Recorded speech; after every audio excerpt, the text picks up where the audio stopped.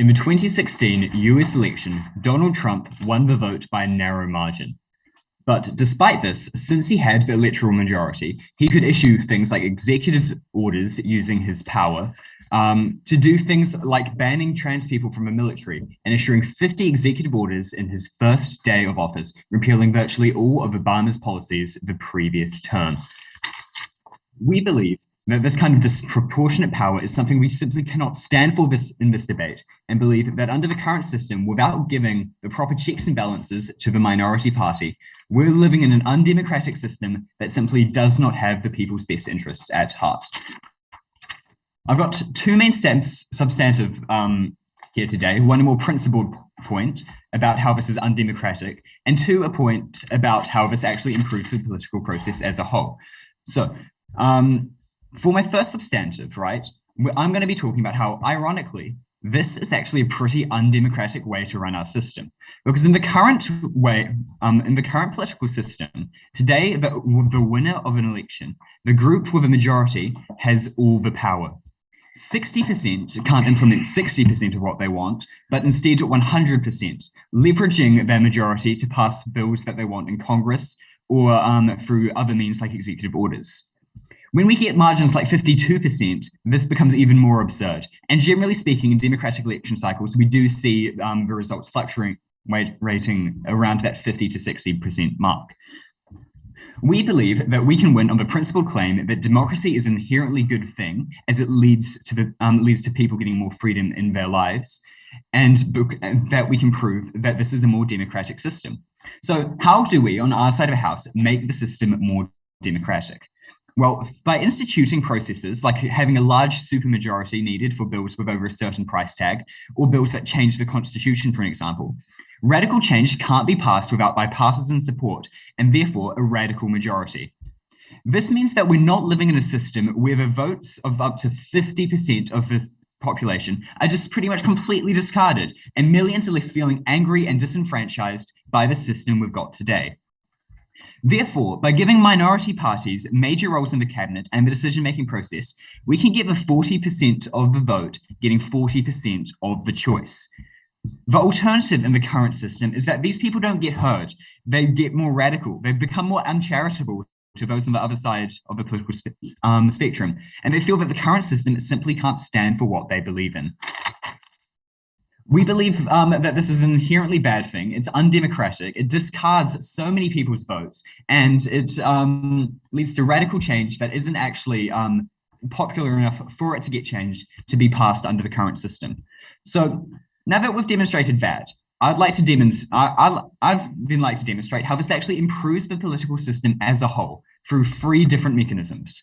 Mechanism number 1, on our side of the house, we can prove more bipartisanship and representation in the system of Parliament and Congress. Because when bipartisanship becomes enshrined in the system as an institutional necessity, we get more representational policy for the nation as a whole. We're going to give you 3 reasons for why this is true. A, neither side gets anything they really want without a give or take method. This leads to mutually assured destruction if you don't cooperate with the other side. If both sides have total control over whether or not what you want gets passed or not passed, this means that if you try to stop this type of behavior, then you're never going to get anything you'd ever want passed. And because of this mutually assured destruction system, we're never going to see any of this partisanship take place like we do in the current system. This, for an example, if the Republicans, if Democrats really want some form of social progress through welfare, and Republicans really want a process of giving businesses more fair taxes, neither side will ever be able to get anywhere on these very urgent issues, and this mutually assured destruction thing would take place, leading to neither side pushing these radical agendas. Reason number 2 is that in a society when bipartisanship is the norm, like it says in the mood, to break from this norm and ignore the other parties is deeply unpopular and considered deeply radical, both because it's breaking voter expectations, and 2, it's stalling the democratic process somewhat, and also potentially leading to this mutually assured destruction mechanism.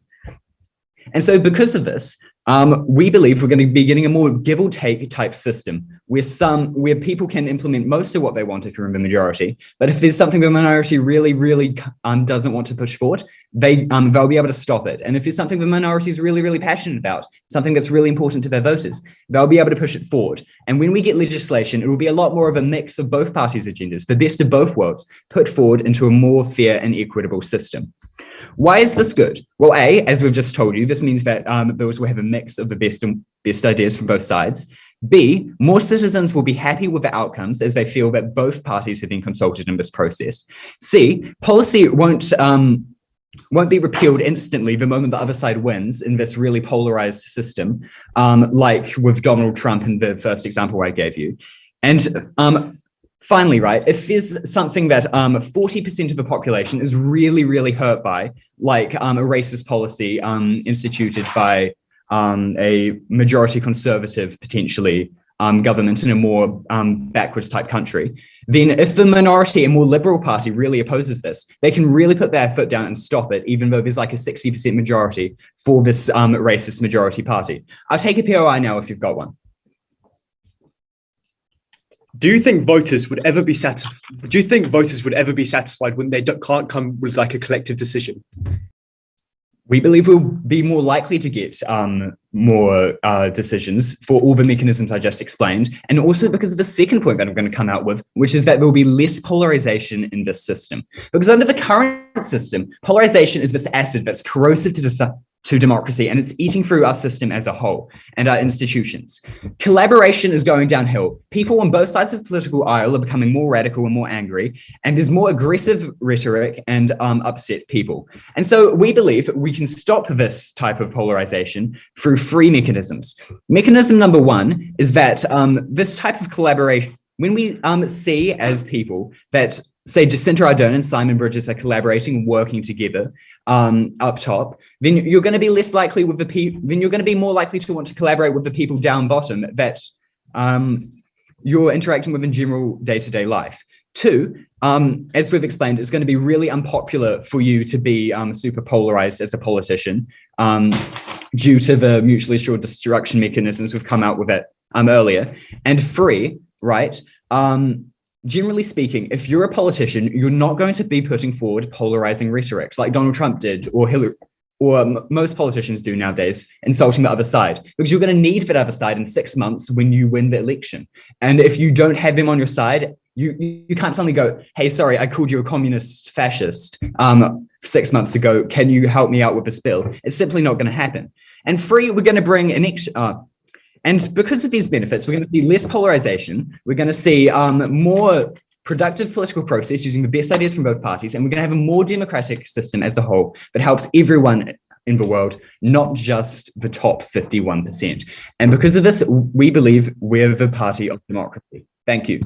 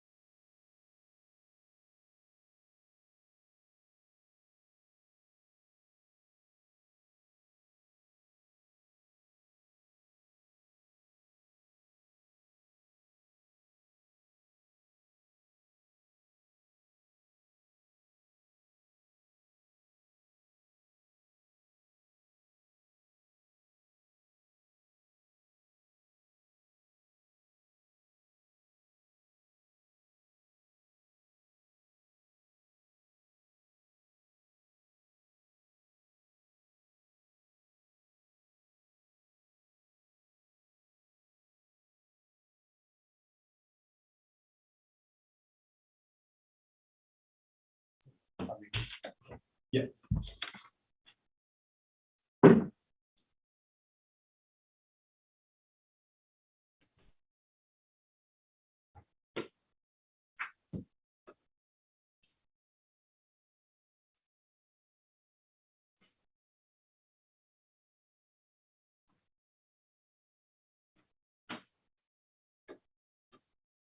The negotiating team has failed to show us and to mechanize to us how the compromises between two inherently opposed parties is going to gain any benefits on their side when the stakes are raised, like in terms of like the outcomes which they get when deliberating over things which are going to affect an entire country.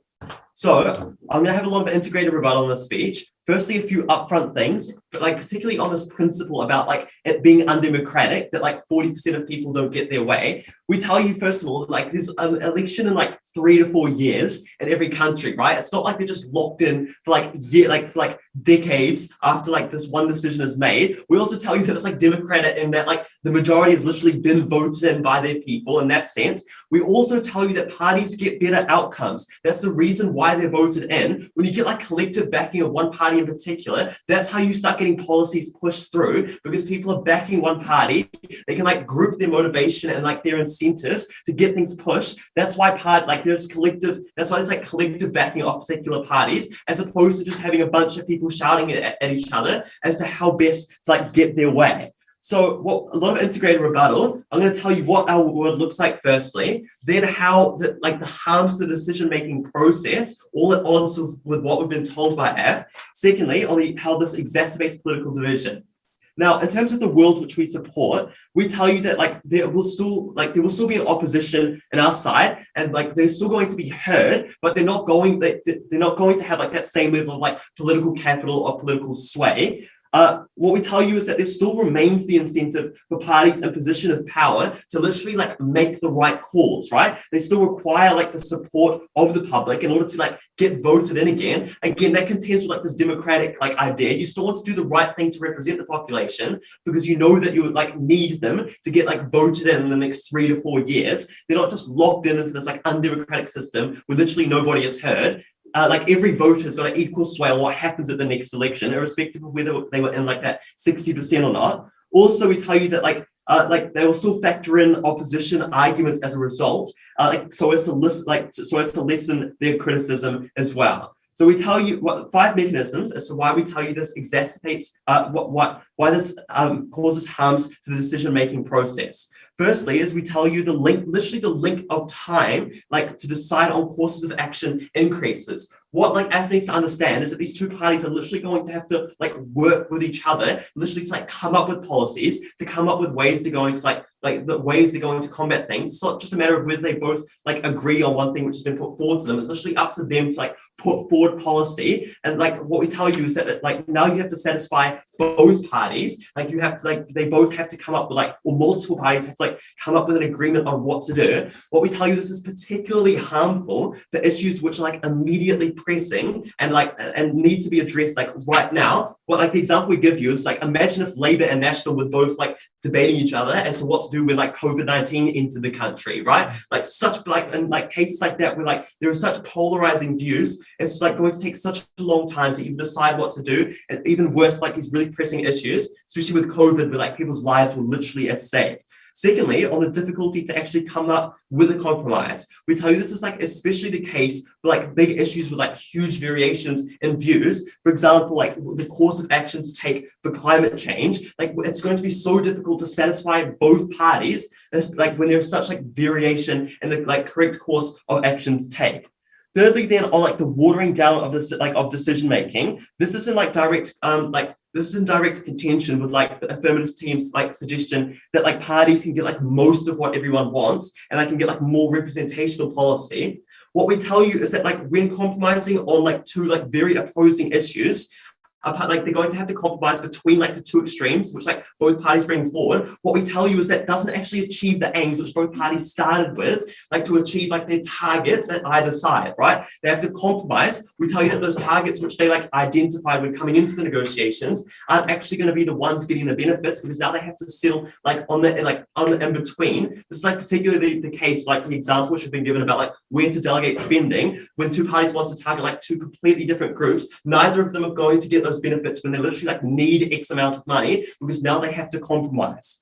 We also tell you literally, and again in this in contention with like this idea about being democratic, we literally tell you that the population's voice is going to be less weighty in negotiations. Why do I tell you this? Well, we tell you because like because the population, it's like what they support literally has to be negotiated to support like either side. So we tell you like the population might like there might be like 80-90% all really like supporting like what like one party stance on a particular issue, but that party still has to negotiate with their opposition in order to decide what to do. So like the impact of that is you've literally got less weight, but like literally like the say which the population would otherwise have like cleanly on our side of the house literally has to get negotiated down in order to satisfy the opposition party. That is like hugely undemocratic in and of itself. The impacts of this is the public is literally going to lose like trust and faith in the decision-making process, right? They're going to have little decision-making, like little incentive to like engage in politics because they see how long the decision-making process takes, how complex it is, like literally having to satisfy like two opposition parties. And like also nobody is truly going to feel like happy or satisfied with the decisions when literally every time something's put forward, they have to compromise and not actually be able to achieve those target aims which either like opposing parties came in to begin with. I will take a POI between points if you have one. In the 2000 US election, George Bush won due to essentially 300 votes in one county in Florida. Afterwards, he was able to pass unpopular legislation like the Patriot Act, even though he barely won with no opposition through executive orders. What would you do about this under your side of the house? Well, what we tell you is there's going to be more harmful, like there's going to be more harms on your side of the house when you've got like opposition, both like throwing like really radical ideas, trying to get their ways like in the compromises. That's what I'm going to show you on why this exacerbates political division on my second substantive right now. First mechanism as to why like political division is exacerbated. We tell you that parties, when they're in opposition with each other, when they're both given a platform, literally have to be more radical for decisions to be made in their favor. We tell you that parties are going to go to the extreme to like drag that compromise like more favorably onto their side in order to align with their views. This looks like a party presenting a much more radical outlook on a view, just so they can like perhaps drag that compromise more onto their side. Like even though they might not like truly believe what they're suggesting, they will make it more radical in order to get their like original incentive. Secondly, we tell you that there's literally going to be higher stakes placed on either side stance. Like we tell you that like the arguments between opposing parties are literally what is going to be determining what passes now. This looks like right and left wing parties arguments are going to be like even more fueled up to try and get their way when they're now made equal. Now like that debate gets even like more fueled up, even like more ruthless because they're like the ones making the decision-making process, like deciding what they're actually going to do. Thirdly, we tell you that the population is going to join in with this more extreme like division between the political parties in power. This is like more polarizing, creates like the civil unrest, intolerance, like the same impacts which we are shown on the affirmative side. We also tell you fourthly is that people parties are going to feel frustrated and resentful toward their opposition. They feel like they're being held down by like their opposition, not allowing them to truly like reach their goals. That causes like resentment, intolerance. That's why we're so proud to negate on our side of the house.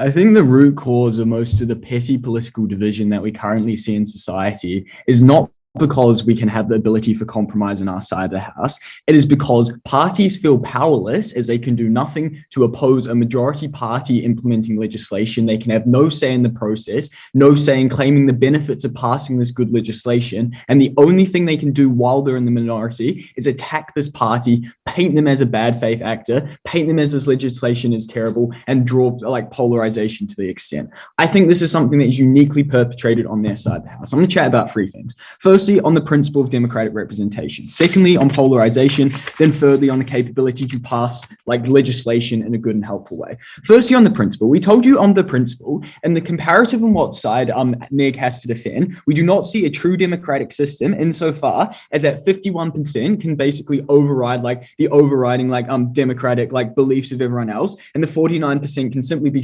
cast aside, and they have no capability to like actually have a say in their future through like their ability to exercise their vote, and B, they can be ruled through the tyranny of a majority. What do we hear in response to this principle? We first heard some mitigatory lines about how like this is only 3 years long, this there's only 3 years long when they're out of power, and it's not like that bad for these people. We give two responses. Firstly, we tell you that 3 years is still a sizable amount of time for people to be left out of the democratic process. During that time, legislation could be passed that brings massive harms to them, and they have absolutely no capability to present it. And secondly, we told you that this is just the 3 years of time is generally an uncharitable characterization, as it means as like the party wins year after year. So I think on the grounds of that, most of the material with respect to like these people being left out of the democratic process still stands.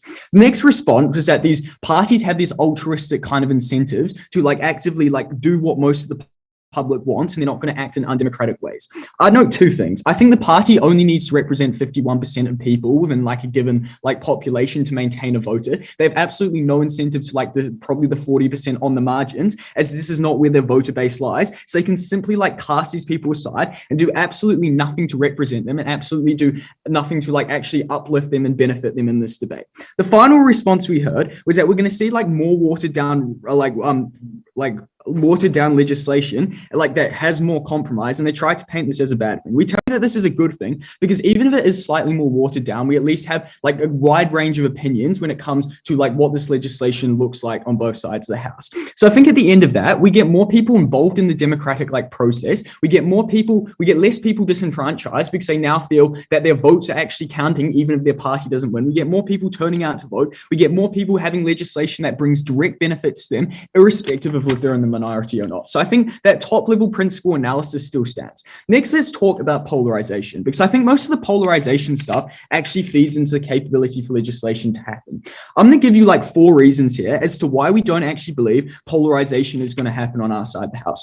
Firstly, at a top level within government, we're going to see like more compromise happening. We're going to see like Jacinda Ardern and like maybe Simon Bridges like working together on legislation, being in each other's cabinets, and more bills like passed in a unanimous manner as these politicians kind of like vote like for the same legislation. What this means is that when people like and these voters like look up to these individuals, they see very similarly to them, and they're more likely to like support and want to act in a similar kind of like politically like unitist kind of way.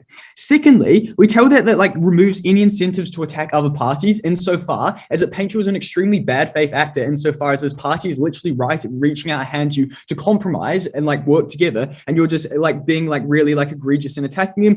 Thirdly, we told you that like if you like act in there's like no longer an incentive to want to attack these parties because they're like providing you with the opportunity for support. I'm going to extend here and say that like bring back to what I said in the introduction, that most of like the reasons as to why like political parties like attack and like push this extremely polarized rhetoric is simply because they have no capability to actually do anything within the democratic process, because they simply just do not have enough to form the majority on their side of the house. What this means is they engage in extremely like extremely divisive rhetoric to try and convince people that what's happening on the other side of the house is completely wrong. Whereas if they're engaging within the process and they are part of like passing the bills, they're part of the cabinet, it's a lot harder for them to actually paint it in a good light, because A, they have like some say in the process, and B, like they're also painting themselves in a bad light when they do this. In terms of like the impacting and polarization, this wasn't quite got to by Ethan, but I think this also applies kind of like at a day-to-day level. It passes on to people, discrimination, like extremism and unity. What do we hear from them in terms of political like division. We kind of heard that parties are going to go to extremes to try and like force a compromise in. I thought this was like not enough for two reasons. Firstly, on the ground that both parties just push to extremes, surely what this means is that we're just going to similarly like see a realignment. The center's just going to remain the same insofar as that both pull out to the sides. The second response is that both parties go to the extreme. They simply alienate their voter bases because they asserted that people were going to be willing to follow these parties to the extreme. We tell you they're probably not, and they'll probably be like a new opportunist party that wants to capture like this middle voter bases as these two parties like pull to the extreme, and they're incentivized against it because it literally like pushes away like the voters. Right. So I think on the grounds of that, we're ahead on most of this polarization and we reduce polarization. I think a good lead on from this into like stuff getting done is that most of this polarization stuff actually folds into like the capability for stuff to get done, because now as society is less polarized, it's no longer seen as like a politically like good it's no longer seen as like a good strategy within elections to paint like the other party is useless and use like this extremely charged polarized attacks on them to try and gain voters, because it's like we're no longer polarized and we no longer see this rhetoric surrounding it. And further to this, we just say, so we just simply, so you no longer campaign on like pushing for these polarized things, and instead like parties are generally more willing to compromise on these issues. I'll take a POI quickly.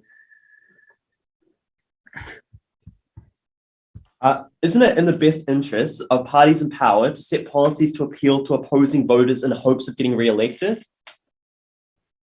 No, because then they lose like their own voter base, and like I think that probably if they do like create a legislation for like other parties, I think people would still vote for like the party that best aligns with it and has broader policies that support them. I'm unsure what that's getting at. Right, leading on from this stuff about like the capability for stuff to get done, I just want to note like two things on this premise. Firstly, I just say it sounds like an intuitive thing, like the intuitively good, like bad thing that's never stuff isn't going like getting done. We think it's like a good part of a democracy. We pull back to the principle and how these discussions are key on getting people's voices represented and seeing more like broader beliefs. The second thing is that like we believe that like most big issues such as like COVID relief is probably going to be passed irrespective of it's not going to be like something that has like massive division and massive stalling, as both parties has incentives to look good on this. The final like kind of note here at a top level would be that I think like most of the stuff about stuff not getting done is symmetric. I think it happens in like a less obvious way on their side of the house. What it looks like is one party being in the majority one year, and then they pass this legislation, and the other parties in the majority next year, they repeal this legislation. It's simply a back and forth where nothing gets done, but it's not in like kind of like a clear-cut way, and these parties just go back and forth. We think that in our world, they pass legislation in kind of like a cooperative kind of way, and we simply just do not see this back and forth. Finally, on incentives, why they shouldn't stall. I've got like 5 here.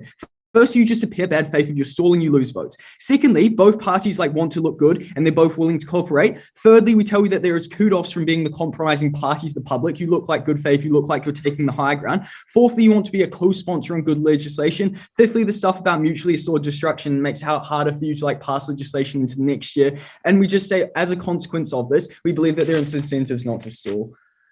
Thank you.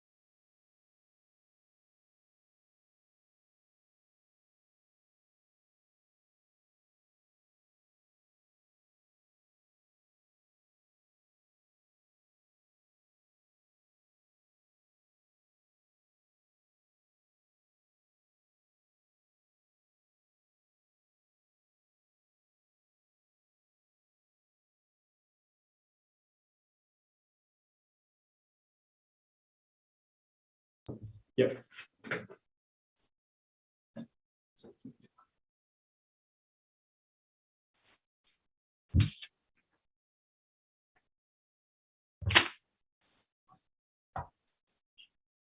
3, 2, 1.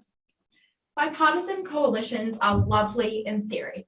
In practicality, they have never and will never work because these fundamental differences between these parties are always at odds. This means that achievements such as policy change simply cannot ever be reached by a majority party when they have to try and form compromises. First off, I just want to provide some rebuttal on why we would still cater to the centrist audience rather than spreading to like radicalized ideas. So we would say that on margins, for example, 48% and 52%, the swing vote is exactly what empowers the winning team. They want to cater to these centrists and they also want to continue to cater to their own party, obviously. I think it's pretty clear that even when they start to cater towards centrists, their entire fan base isn't going to switch over, as the second tried to claim. Thus, we actually cater towards the individuals regardless because they decide, right? They cater what majority is in charge. So we would say what happens under your system is that everyone loses. No policy is actually being passed because in reality, compromises cannot be made on fundamental things. You cannot have tax cuts being implemented at the same time as increased social welfare, which is the reality of what happens when we try to, compromise for everyone. When we try to have David Seymour and Jacinda Ardern both being in power at the same time, they simply cannot be, and thus nothing happens. Okay, I want to make that super clear. So you don't win via Democrats when nothing changes, because in reality that will always cater to the Conservatives, which is what I'm going to get onto now. So when no policies are actually being passed, we would say that Conservatives are always winning. Progressives want to pass new policies, and when nothing is changing, Conservatives are able to implement stuff that was still happening in the past and needs to be repealed. If Trump had sat there and done nothing, if he hadn't acted on climate change because no one else was, because there was no if Biden had sat there and done nothing, he hadn't acted on climate change, he hadn't passed policies repealing what was done in the past by the olden days, which were in terms far more conservative, we would say the Conservatives are winning because there is literally no progression of society. We cannot keep up with how the world is changing when we don't introduce new policies, which is the entire purpose of the majority of progressive parties. So we would say that the one party is always winning, which makes it inherently unfair, particularly when this party has the majority in the first place. So we would also say why we wouldn't the other team tried to say that we wouldn't stall. I think it's pretty clear on our case that we weren't saying that they would necessarily intentionally stall, which they do, by the way, but it doesn't actually make any difference when they don't intentionally stall, because in reality, they're never going to give up on what they stand for. And what they stand for is consistent. It's never going to change. They are stubborn. They stand for their radical views, and they can never come to a general consensus. We'd say bureaucratic processes are already incredibly lengthy, and you're just making it even harder to get any sort of new implementation in the first place. We would also say that actually doesn't happen. Republicans continuously stall elections and being acted upon, and for people never having any progression within society.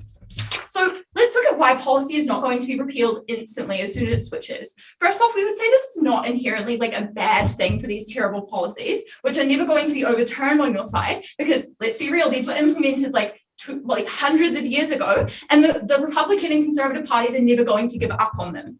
So this actively limits progression. We would also say if a party is consistently winning, these policies would stay in place, and this is better than the policies never being passed in the first place. If a party is consistently winning, I think it's a pretty clear indication that they have support from the majority, and the democratic processes are occurring at the right levels, because they are able to succeed. They're able to cater to that centrist audience as well as their as well as their progressive audience. So let's look at stuff not actually getting done and all the harms that this brings. So we would say in the examples of COVID, if they hadn't been able to come to a consensus, millions of people would have, thousands of people would have died, right? If people don't have quick action on climate change, then the world is going to be in a very terrible place. So we need policies, right? We need to have things being passed, because when we don't, we are losing. We're on the back foot. So I will take a POI before I move on.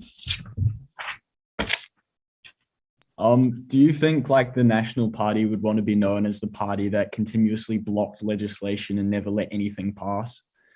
Yeah, because that's like what they do. Like, I think it's pretty clear that the ACT Party like stands for keeping up conversion therapy and that kind of thing. The like National Party stood for keeping up conversion therapy and not introducing any new policy. It's pretty clear that they like stand for policies not changing because that's the entire basis of their views.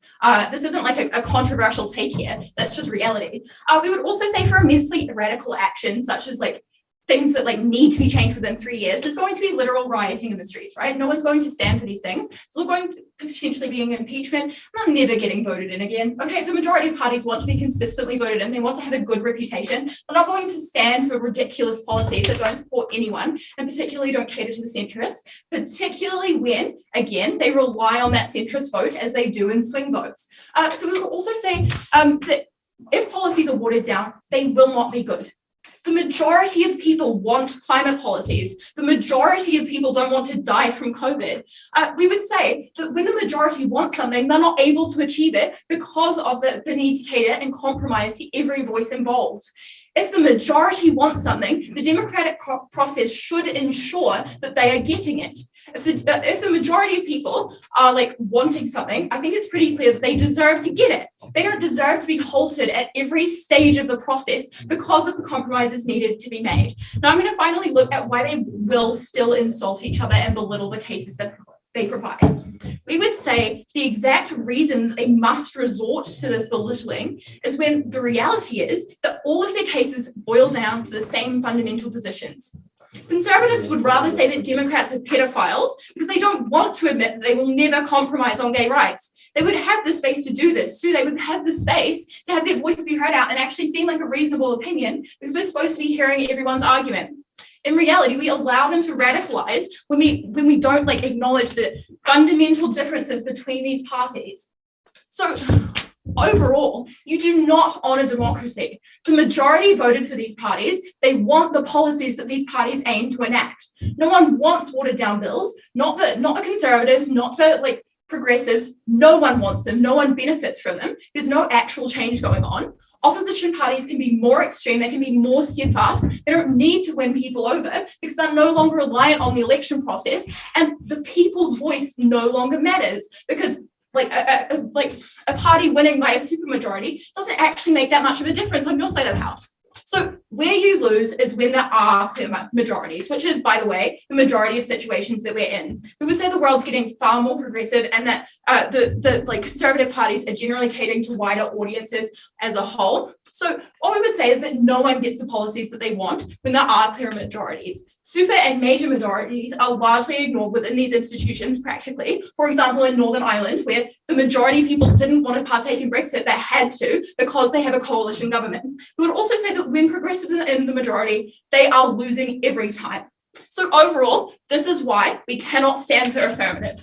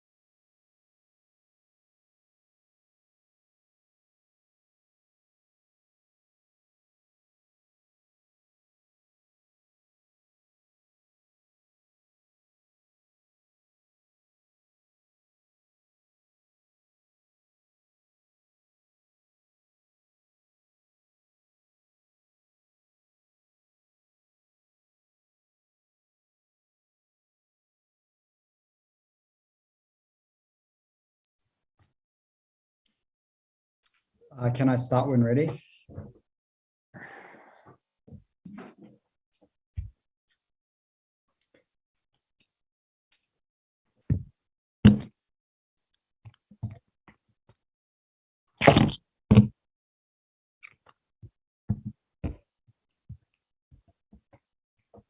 I think side F lost this debate. Side neg lost this debate the second they chose not to engage with what is the core and most crucial issue of this debate, which is the principal claim that the current system is undemocratic, wherein you have a party winning by 1% and being able to force through their agenda through executive action because they won one county in Florida by 300 votes. Three things in this speech today. Firstly, I'm going to explaining why fairness is the most important issue in this debate. Then I'm going to be moving on to polarization and the effectiveness of legislation. Okay. Why is fairness the most important issue? Firstly, why is fairness the most important issue? We tell you that fairness is the most important issue. And when we win this fairness claim, we win the debate as a whole, since like the benefits from fairness flow down to the other points of clash, even though they stand independent. And like fairness is just top level analysis insofar that we get a more democratic system. Okay, why is fairness the most important thing? First of all, we determine that everyone's voice is heard, which is so important since the goal of democracy is to make everyone's voice heard. And when you have like Donald Trump not winning the popular vote, but still winning the election and then being able to force through in one day, just like repeal Obama's entire like campaign and his entire legislation in one day through executive orders. That's something that happens on their side of the house, where they don't have this collaboration, where they have this increased polarization order that we don't get on their side of the house. Secondly, we don't give unilateral power to one party to sign like unpopular bills where they have like no opposition, since they can just push every bill through since they have a 51% majority. Thirdly, we reduce the impact of fluke or like narrow elections where it's like one party just narrowly wins and they can now enforce their agenda since like they won by 1%. And then fourthly, we just see increased cooperation insofar as that we now have both parties involved in the political process more. And then we see that parties will no longer only target one group or one like side, since they need to win the support of everyone. And then sixthly, we just see more democratic process and democracy is good. I'll note on this, we have absolutely no response at all to the principal claim. And I think we win the debate off that alone because we've outlined quite clearly about tyranny of majority and the abuse of like the majority through executive orders and whatever. So we win off this alone. I'll take your POI now.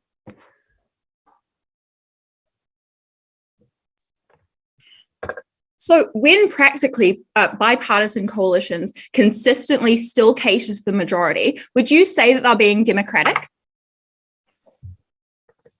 Well, I think the core difference is when you have like only one party involved in the decision making, even if they've narrowly won, they can still push through your agenda. But when you have like a couple of people from the other party involved who can like black hat it and like compromise or whatever, then you get a more representative thing that involves more viewpoints. Okay, now I'll just cover legislation quickly because I think that's where the core of their case lies. All their case is based on like proving we have better legislation. Okay, what do they say here? I think their main thing here, they bring about stalling. I think we just tell you that stalling won't be as present as they think it, as they're characterizing it to be on our side of the house. Since like when you're stalling and like all these socially norms or social, and like as the motion says, all these social norms about like bipartisanship or whatever are normalized, that if you're like acting like bad faith, you'll just look like a terrible person and like a bad politician.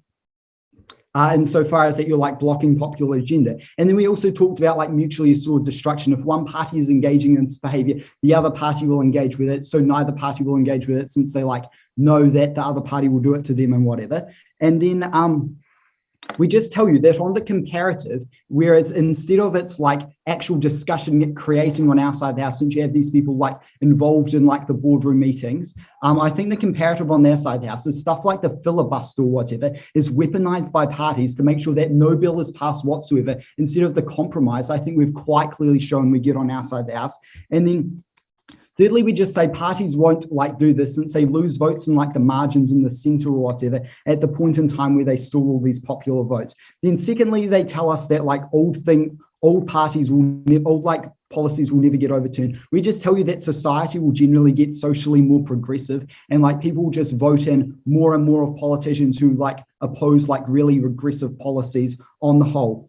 And then they told us that like the majority bills won't get passed, which seems like oddly contradictory to what they just asked in that POI, but I'll engage anyway. First of all, a compromise will be reached since the majority wants something. The other party will have to compromise, otherwise they'll get flamed by the majority.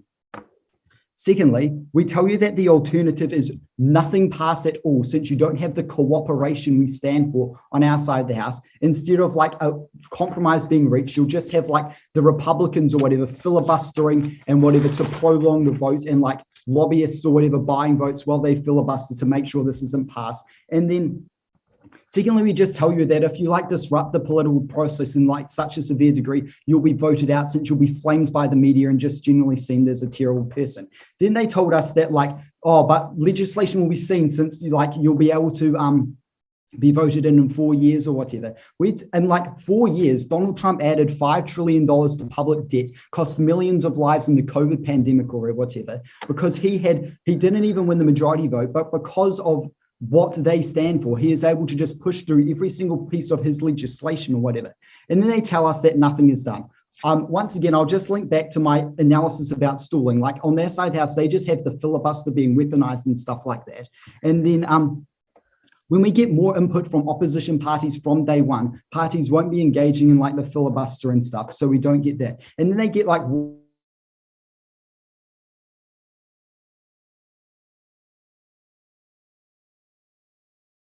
watering that won't be passed, but it likely won't be passed since like all this polarization is existing. And secondly, like if they do get passed, they'll just be have to be a compromise anyways. Because of this polarization, it's hard for one party to win out over the other. I think you just cut off there for a second. So yeah, it wasn't. So could you maybe go back about 30 seconds if that's okay, and just go from where you were? I think it happened to other people as well. Okay, yeah. Sorry about that. It wasn't very long. It was just about 30 seconds. Okay. Do I get like more time or? Yeah, you can have more time to compensate for the. Okay. Wait, yeah, like you can have 30 more seconds on your speech if that's okay. If that's fine with everyone. Yeah. Okay. Then, yeah. I'll restart now. Yeah, don't restart your whole speech. Just go back. I like restart from 30 seconds ago. I mean. Yeah. You're talking about like the filibuster and that sort of thing being weaponized when you froze. Okay, yeah. So once again, like the filibuster we weaponize because we don't have this like this opportunity for the parties to compromise. We'll just see them like filibustering since their only option is to like attack the other party on like character and like delay them instead of like actually addressing the issues, since like the 49% don't really have an actual say. Okay, and then they talked about like how we can't address immediately pressing issues. First of all, parties will need to like address these immediately pressing issues, since like generally if they don't do this, they'll just be seen as like doing nothing and stuff. So like they'll need to address these issues, since it looks bad if they're like arguing over like how much like social like bailouts to give or whatever when people are dying of COVID. There'll be like an immediate aid package given. For example, like in Hurricane Sandy, President Obama, like they made a massive aid deal between President Obama, a Democrat, and like the Republican governor of New Jersey, Chris Christie. This is a prime example of how quick action can be released that benefits like both parties, both sides of the big little aisle evenly when you have this like collaboration. Okay, so yeah, I think on legislation, I think we win quite clearly since we see both parties viewed, and we actually reduce like the terrible things like that are the filibuster and whatever that actually delay legislation. Now I'll just move on to polarization. We gave you several lines of analysis on polarization. We talked about like top level government officials working together, less incentive to attack based on the fact that you're going to have to work on them later, less bad rhetoric, parties are more reliant on each other. And then fifthly, the only thing that like parties can actually work together now instead of attacking, when previously they just had to attack the other party since they had no say. In terms of response here, we just say that parties will get angry because they're held down by the other one. I think at our worst, this is symmetric, because on their side of the house, you have like Ted Cruz reading Dr. Seuss or whatever to filibuster a vote on gun control, since bipartisanship isn't normalized on their side of the house. That's what they get, and that's a terrible harm. You can't POI, it's past 1 minute left. Okay, I think further to this, we see radical bad faith actors removed insofar as that when we normalize bipartisanship, if you're like a bad faith actor, like for example, Ted Cruz, you'll just be slammed in the media and everyone and your colleagues and like the public as a whole will detest you. Then they came our way to this point that like people we push to extremes. We tell you that like they'll just meet in the center anyway, and that parties won't undermine their values to such a significant degree. I think we win this debate on the basis they never engage with our principle at all. We win off that alone. And I think on polarization, the flow-ons mean we win legislation. So proud to affirm.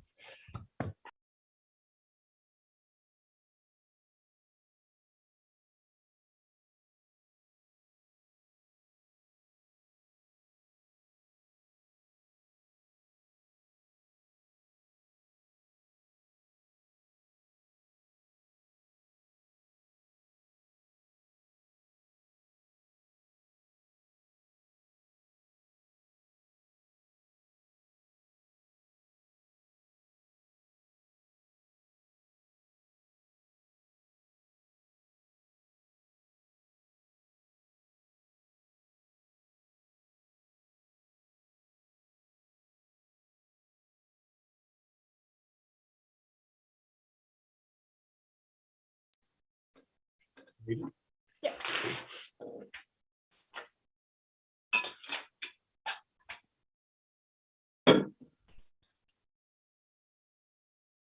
24 minutes of analysis from opposition, and I'm still unclear what would happen in the midst of COVID when we have David Seymour, who doesn't even believe COVID's a thing, doesn't even believe that it hurts people, and equally we have Auntie Cindy, who wants to go into lockdown tomorrow afternoon. How on earth are these two people going to compromise? Are they going to lock down in 6 months? 6 months is too late. These decisions need decisions to be made now, not in 6 months. We want to protect people, protect democracy on our side of the house. Cool. So 3 main questions today in the House. Firstly, whether these bills will be passed. Secondly, whether they get polarization.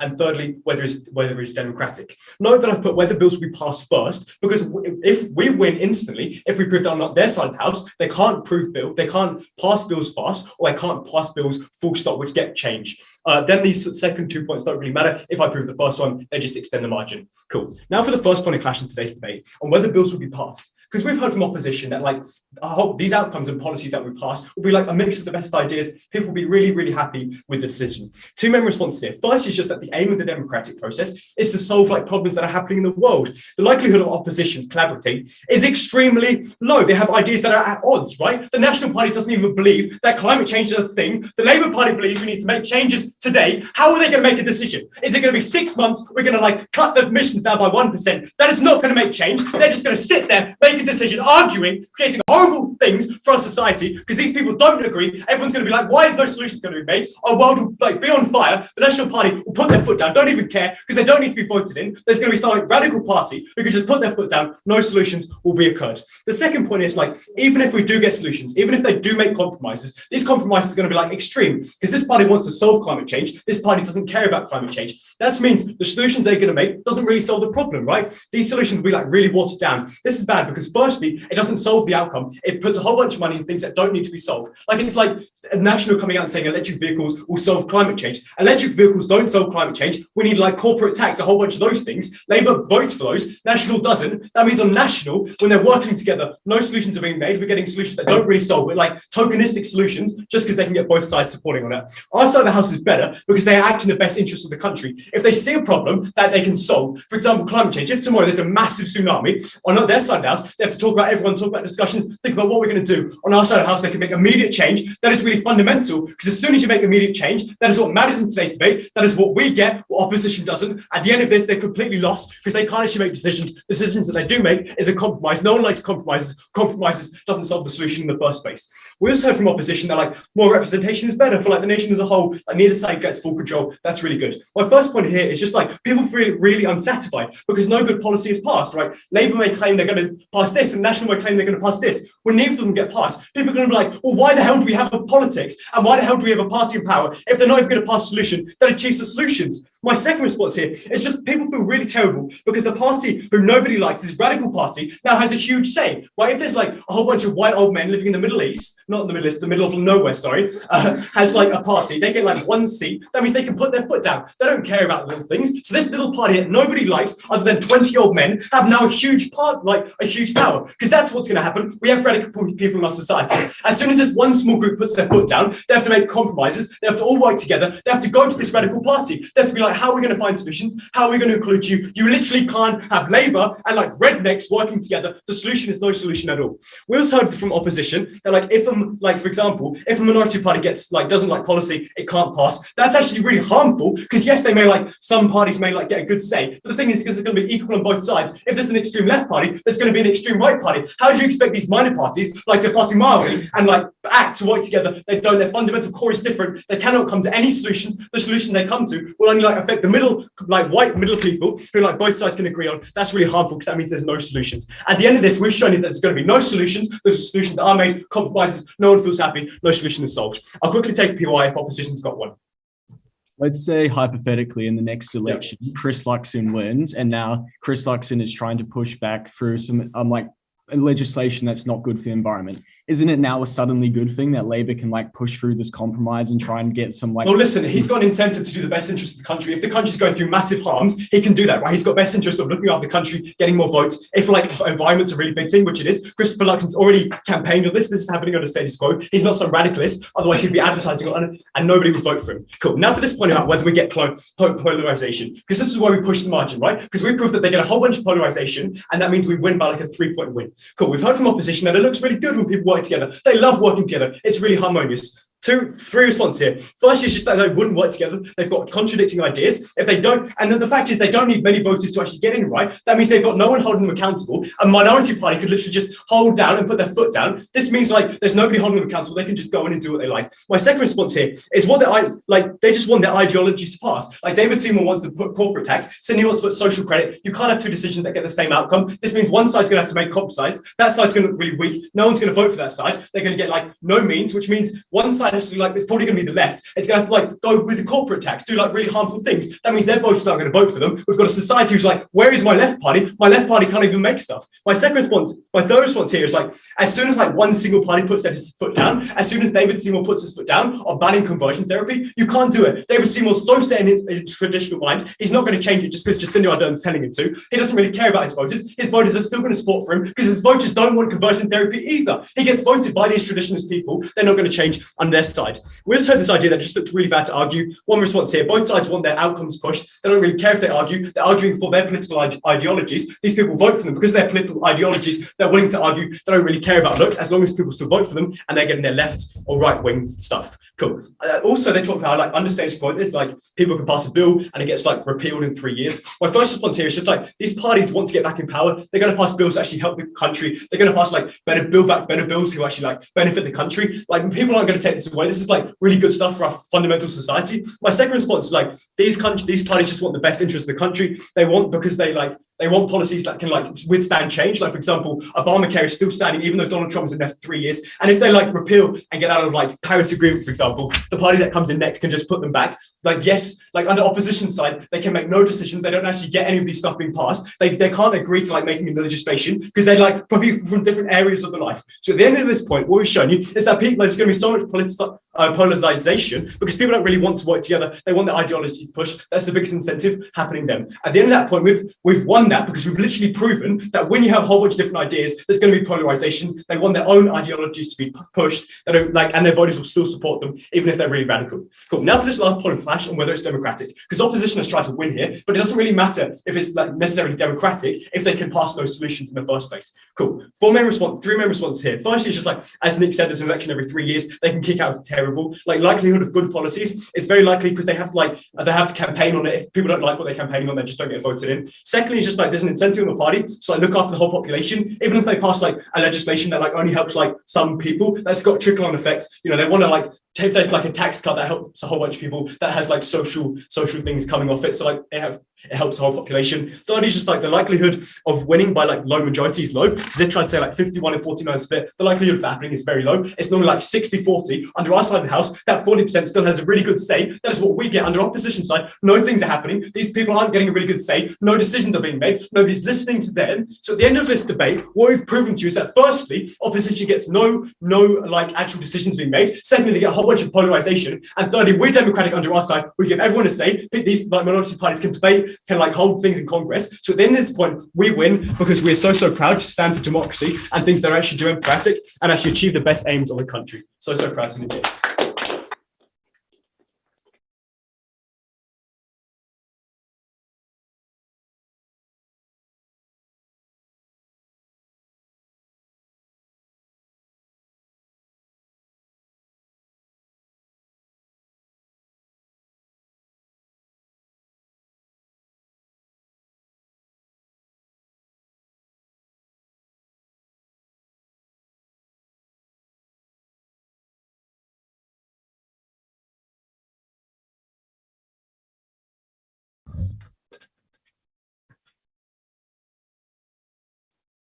The affirmative teams continued maintaining that they get better representation and therefore can principally claim the benefits of democracy, even though we've told you down the line that the compromises reached in their best case aren't truly representative of the intentions of parties and therefore those who voted for them at the times negotiations commenced. Firstly, then, on the quality of decisions made, this has been a major point of clash throughout the course of the debate. We've heard from the affirmative team that parties will pass legislation cooperatively and that they take into account all voices and get better representation. On this cooperation point, we've told you again and again that parties are fundamentally opposed to each other. They literally just want to get the outcomes that are suitable to their voter base. They're just going to push and push to get that in hopes of getting re-elected or getting that position, maintaining their positions of power.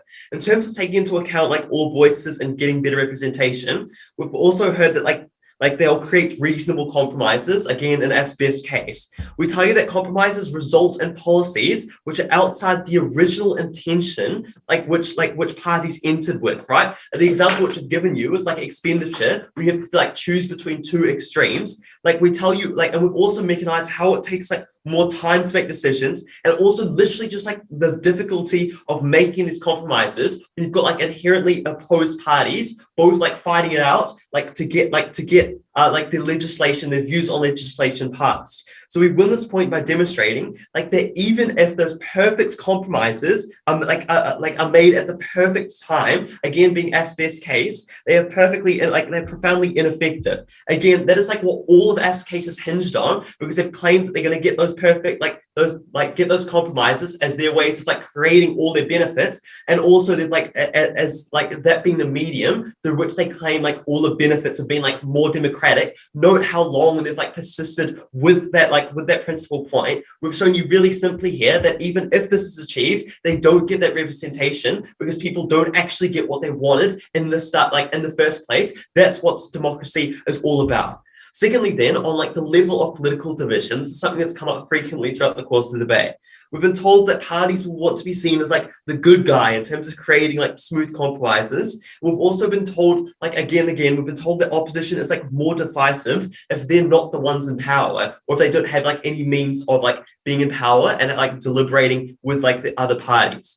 Again, we tell you that parties just want to get the outcomes which are preferable to their voter base, and they care about that more than just being seen as the good guy. You're going to provide more tangible benefits for yourself when you directly target those voters which you try to appeal to. That's what you're going to be factoring in into how you approach the decision-making process, AFRA's tried to claim as a benefit. You care about how your voter base is going to see you, perhaps how more people you're just targeting on trying to expand your voter base as much as you can. You don't care about being seen as the good guy. Also, we tell you that when parties gain power, we've told you about how the stakes of their argument is going to be increased. This is a mechanism which we were given to you right at the start, which has been responded to. We tell you that arguments are going to become more vicious because now opposition parties are literally deliberating the course of a country's future, especially for those really big issues like climate change. They're literally arguing with major stakes. We tell you that parties are ultimately just trying to fight to get their way. Voters then see that, and that creates that sense of division for them, because they literally see these two opposing parties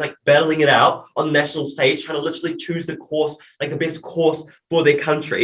We tell you that voters are going to see that, they're going to take it upon themselves to go out there and be hugely intolerable and divisive toward those with opposing views, in the same way that they see these two parties literally arguing and forcing their voter outcomes which they so badly want. And so all of that results in this really negative voter perception, increasing political divide, and all that harm which it brings. That's why we're proud to negate.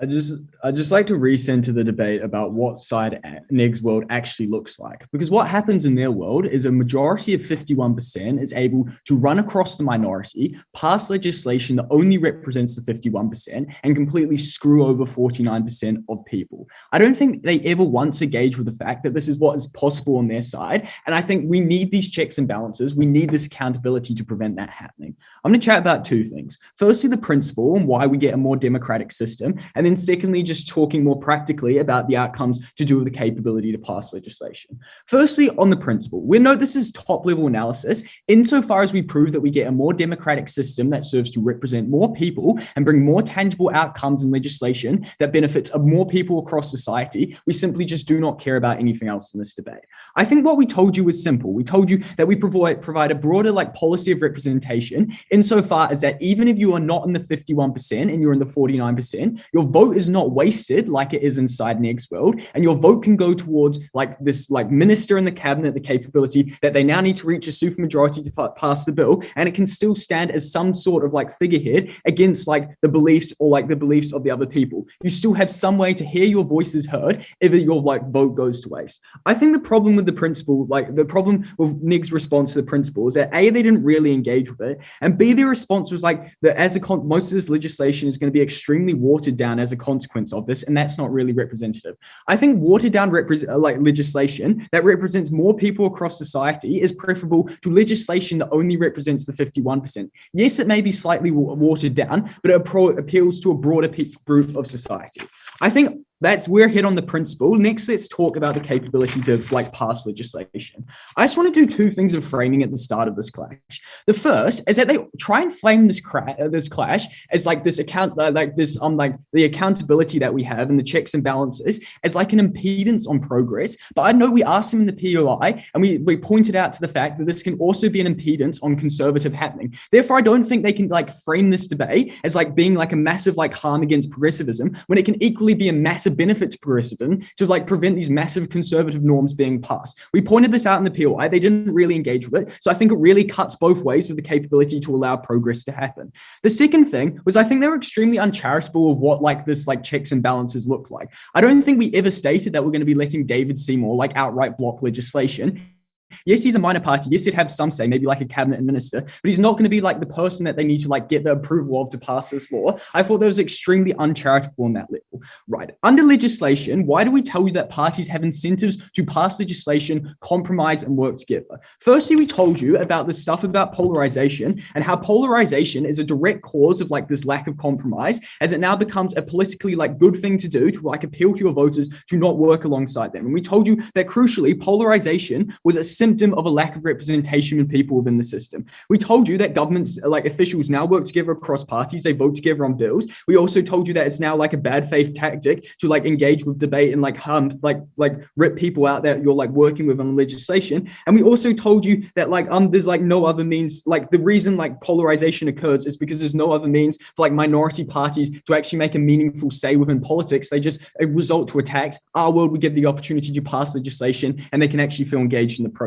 Insofar as that we remove polarization, there's no longer a massive political demand for people to have this massive division and impose each other.